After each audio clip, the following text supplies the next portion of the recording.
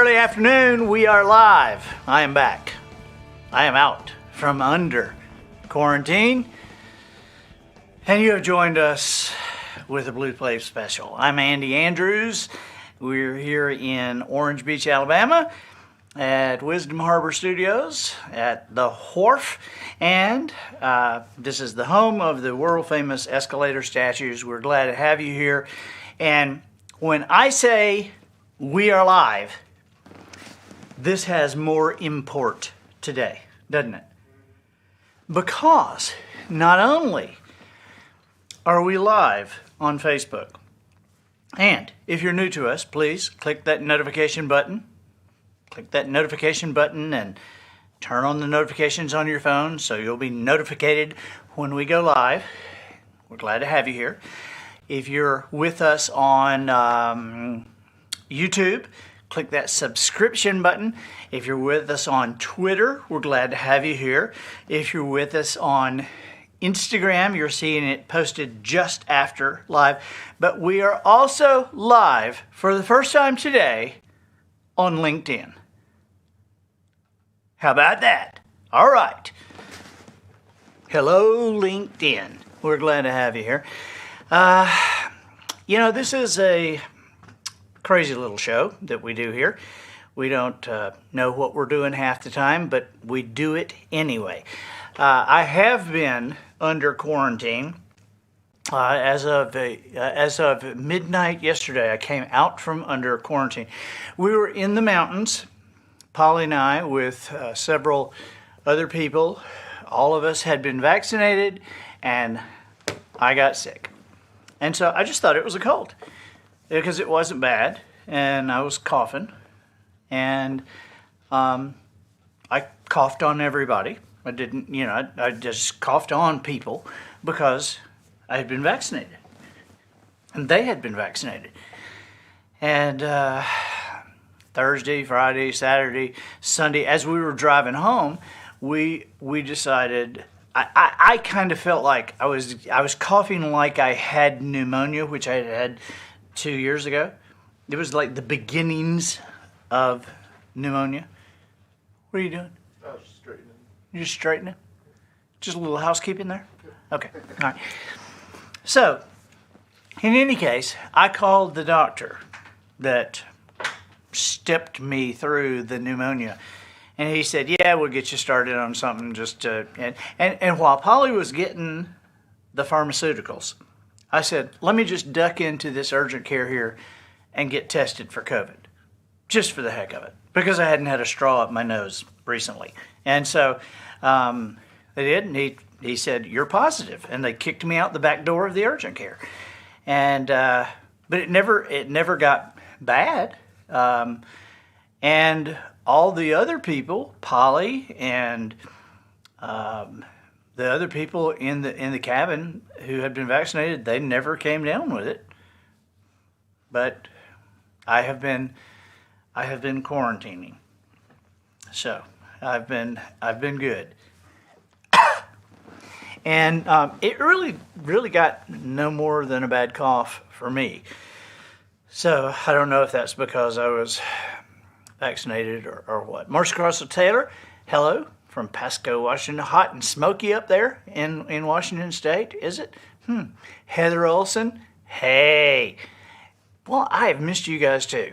And I hope it's good in Utah there today. Jennifer Peters, West Virginia. Jeff Herring, hey buddy, how are you doing? Judith DeWitt, you thought I was coming back on Thursday? No, I'm back now. This is actually live.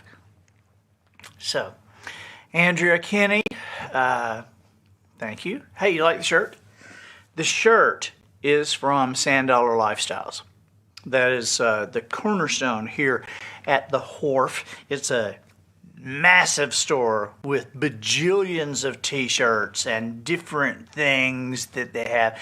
And so when you come visit us and take your picture on the escalator statue, go visit them. Visit us and visit Sand Dollar Lifestyles. Savannah Lee, you were notified. So glad you're here with us. Nadine Sanders Roberts, hey there. Hey there. Sandy Gossage.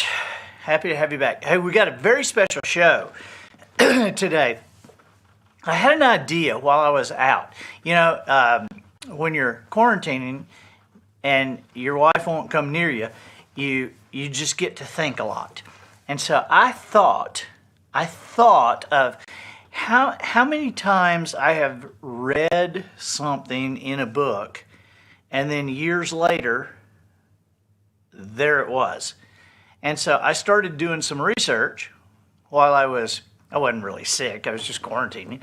But I've got some some examples of novels that told the future. So we'll do that in just a minute. Eliza, hello. Yes, we have people here in the studios with us today. We have a studio audience, which we're so glad to have. And we have Eliza's father, Big G, is right here, George Cosser III. And he is behaving himself. Eliza. Are you on the beach? Are you out on the beach? Don't forget, my offer still stands. You know what I'm talking about. So, Janice Green, do I look like I've lost weight? I don't think I have. But Deanna Willis, good afternoon. It's 84 in Hope, Arkansas. Edwina English. Finally getting summer temperature here in San Antonio. You know that it's hot in San Antonio. Every time I've been to San Antonio, it's been hot. Have I ever told you about my connection with San Antonio? That it was after Hurricane Ivan, and we were having to get all kinds of permits to rebuild stuff. You had to get permits to rebuild your house exactly like it was. And I was up at the courthouse in Foley, and so I was trying to be nice to this lady who had this office there, and she was the one who would give the permit or not give the permit. So I'm just talking, I'm just being nice, Diamond Rio, hey, glad you're here. So I was standing there, and I happened to see, as she's kind of doing some kind of paperwork or whatever, I'm just looking around, and I see up on the shelf across from her, there is a paper mache model of the Alamo. I mean, it's like done really well. It was like a high school project or something. That's kind of what it looked like, of the Alamo. And so I'm just looking for something to talk about, just to kind of relate to this lady. And I said, "Wow, that's a great Alamo there." And she said, "Yeah, it belonged to the person who had this office before I had it, and they didn't take it with them when they left." So I said, "Oh, so what you're saying is that they did not remember the Alamo?" And she said, "Yeah." I thought it was pretty funny, but she did not get it. She was not humored. Sue Jetters, you're in Orange Beach from Franklin, Tennessee. You're coming to the podcast? We thought I'd be in quarantine? Well, I'm not. Even I kind of am, because I'm in the glass. You could be here. Well, Krista Huckabee. Ha, ha, ha, ha. All right, Tammy Nance. Hey, Tammy Nance, up there in Shenandoah Valley. How are you doing? Okay, are you ready to talk about some novels? Things before they happened. Now, these are just a few that I have lined up. It's not all of them, but I think these are kind of stunning to me. Okay, now a little background. When when I have done stuff with what would you call them? The intelligence agencies. One of the things that I have done with them is what we call Imagineering, and working with special ops and the intelligence agencies. There would be times that they would say, "Okay, imagine a situation, and then we will deal with it." Okay, and so they will game it out to see, and so you're just kind of, okay, well, these guys strike an oil well, and I mean, you come up with something, and so that's in a way the way an author works. If you're writing a fiction book, you're imagining something happening. You're putting something that is fiction. And so when Jules Verne wrote the book From the Earth to the Moon, it was set at the end of the Civil War. Now, it was published in 1865, okay? And as the story goes, in Jules Verne's book, From the Earth to the Moon, the members of a gun club decide to build a gun big enough to launch rockets to the moon. Okay? Now, this is in 1865. The project changes, in the story, the project changes from an unmanned flight to a manned flight to the moon when enemies of the club start placing bets that they're going to fail. Okay, so in the story, and again, this was published in 1865, this was nearly a century before America's moon landing. Jules Verne's book told the story of three men who sent themselves to the moon. Now, this is similar to the Apollo 11 mission, which also had a crew of three men. Now, in the book, the name of the rocket cannon in the book was Columbiadad. And so remember, America's mission's command module was named Columbia. And Jules Verne had the astronauts in the story return to Earth by parachuting into the sea. How about that? How about that? Kind of creepy, isn't it? Okay, now, there is a book that was published in 1887, and the book is called Looking Backward. Its author was Edward Bellamy. The book is Looking Backward. So think 1887. And Looking Backward described an American utopian society.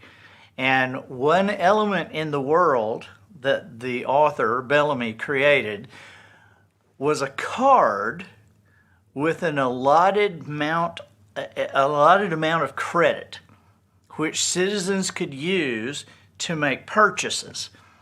And he made a pretty impressive prediction about how credit cards work in the modern era, even down to the concept of one receipt for the customer and one receipt for the buyer. And the book not only predicted credit cards and their usage, but described modern department stores in great detail. And it described them much like a warehouse that was stocked with all varieties of goods in great abundance, and individuals could come and visit these warehouses and select whatever they like and would pay for them with their credit card, and they would only be billed once a month to pay their bill. That was in 1887. How about that? Okay, now, here's a good one. The author is a guy named Morgan Robertson, and in this novel, there's a massive ocean liner. This is a fiction novel. Massive ocean liner, and it was named the Titan. And it was described as the largest cruise ship afloat. And in the story, it steams at full speed through the North Atlantic, where it hits an iceberg and begins to sink. And it doesn't have enough lifeboats. And because of that, most of the passengers drown when the ship goes down. And Morgan Robertson wrote his novel in 1898. The name of the ship was Titan. And 1898 was 14 years before the Titanic set sail. Ooh. So, how about that? I mean, how do you do that? I mean, knowing how odd it is, and how it's just like kind of once in a lifetime to get a book published. To get a book published that has something in it that's like this is just bizarre. Okay, now this one is right in the middle of and I've talked about this recently, and I want to ask you guys in the studio, have you read 1984 at any point since high school or college?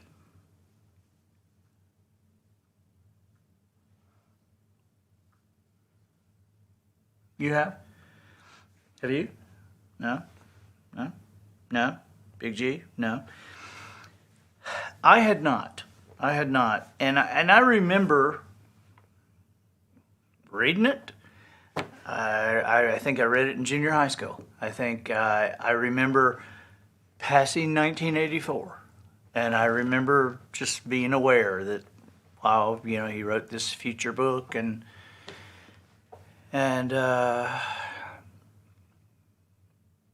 but I recently read this book, and I'm gonna recommend that you read this book, that you put this book on your short list of reading right now. I don't really understand how George Orwell could have imagined so accurately the opposites in the news and the watchfulness, because this book, I just remember thinking it was kind of like, oh, it's a future thing when the communists take over or something, and I remember writing a book report or being tested on it or whatever, but it didn't really bother me. But I'm telling you, I read it in the past couple of years, and it bothered me, and I've done some research on George Orwell and what he was doing when he wrote this, and I really, really, really recommend, if you are a thinking person, I recommend that you read this book. Okay, it's not hard to read, but I wonder if it will hit you like it did me, in that. Because now a lot of this stuff has come true. Now, in this book, 1984, George Orwell predicted a world where Big Brother, which was the name given to an oppressive regime, was constantly watching the people. And in such an environment, the hero of the book, Winston Smith, who's a common person, wrestles with the continuing oppression of the government. And the book was meant to be fiction, But the subject and reality of surveillance is a topic that's in heated discussions all over the world now, right? Especially after Edward Snowden's global surveillance disclosure in 2013. And for instance, I wonder how many people know this. I listen to Audible quite a bit, and I've listened to some British crime mysteries, and they're constantly referring to CCTV, which is closed circuit television, and I don't know if it's common knowledge, but today in England, I mean, this is reality. Video surveillance is unavoidable. There are 5.2 million CCTV cameras deployed in England, which is one for every 13 people in the country. I mean, you can't drive, walk outside, you can't without being recorded. And around the world, of course, voice assistant powered applications like Alexa and our smartphones pick up, record, and process everything we say. Have you had a conversation recently with somebody just about something, and then saw an ad appear for something on your phone? It happens when I just think about something. Yeah. And so, I don't know. But read 1984. Okay, so moving on. There's an author named John Brunner, and he wrote a book. Now, this one freaked me out. This book was written in 1968, and the book was called Standing on Zanzibar. Stand on Zanzibar. And it was written in 1968, and maybe more than any other book that I've ever seen, Stand on Zanzibar is just like dead on accurate as to what it foretold about the future. It was written and published in 1968, but the story was set in 2010. Okay? And so John Brunner tells the story of the formation of the EU, the European Union. He tells the story of the economic decline of Detroit. This is a fiction book. Detroit, Michigan, the economic decline, and the rise of global terrorism, which wasn't even in existence in 1968. Other cultural things that show up in the novel are like an increasing acceptance of gay marriage and a decline in tobacco use, along with the decriminalization of marijuana, random mass shootings, and people able to connect to anything in the encyclopedia over their phones. This was written in 1968.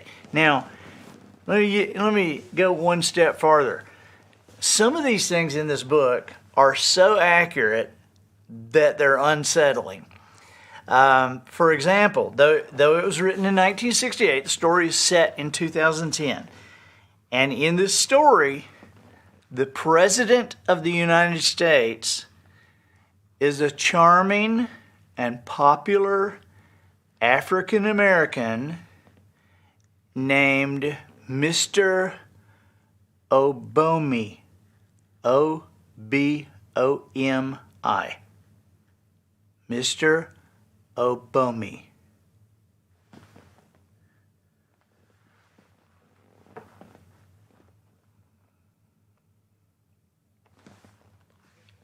I mean, what do you say?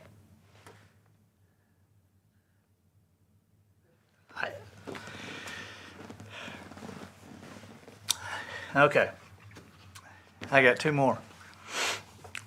One is one that I knew that I thought of the day 9/11 happened, and it's Tom Clancy's book, Debt of Honor.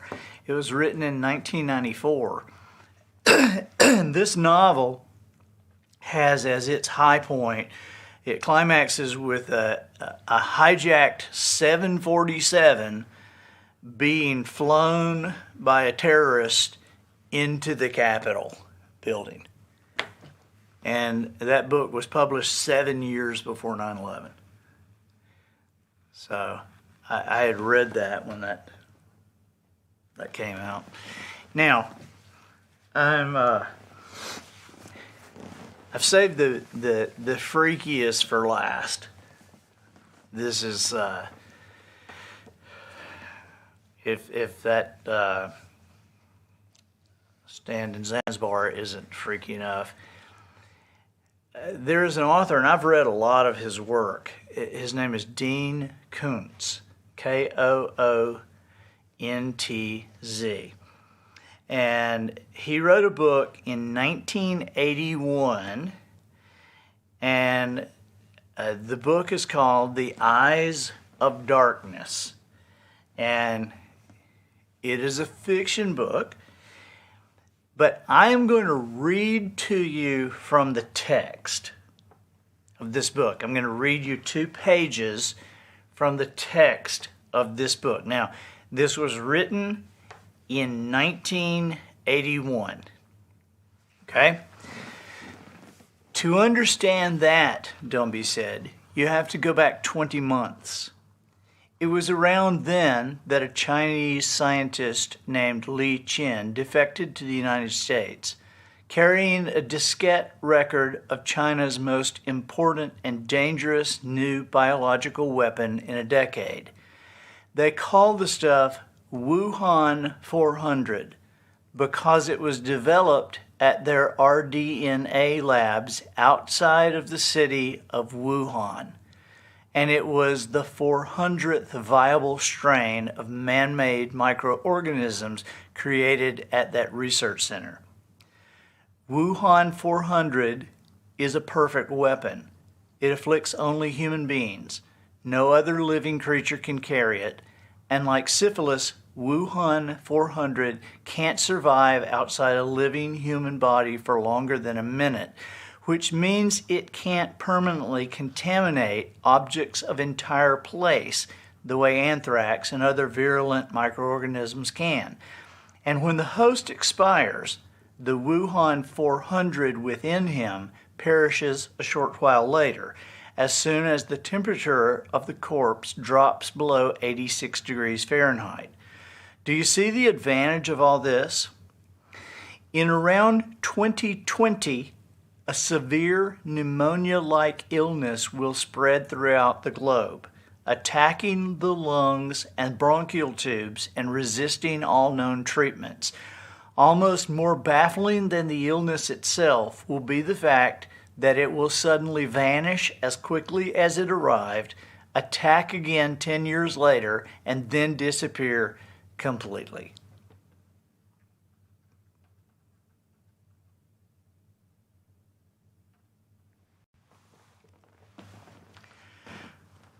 That is word for word from the novel Eyes of Darkness, published in 1981 by Dean Koontz.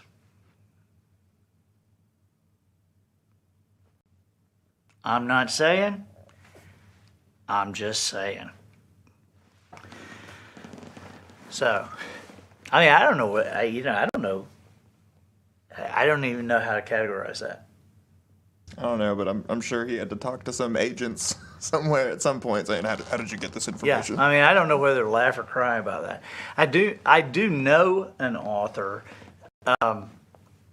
that wrote a best-selling book, and I won't say the author's name, but I know that this happened when the second George Bush was president, and Mrs. Bush, was interested in librarian stuff, and they had a libraries day up in D.C., and this author was one of the people that was invited to this event, and it was outdoors. The event was outdoors, and he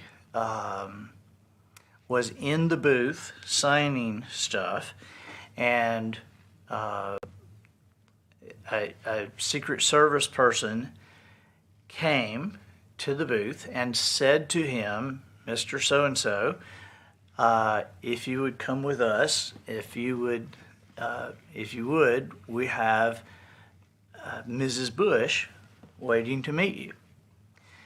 And so he went with them and went probably, I don't know, 100 yards walk away, and there was a big hard car, big limo, and they opened the door, and my friend got in, and inside the hard car was not only Mrs. Bush, but President Bush was in there.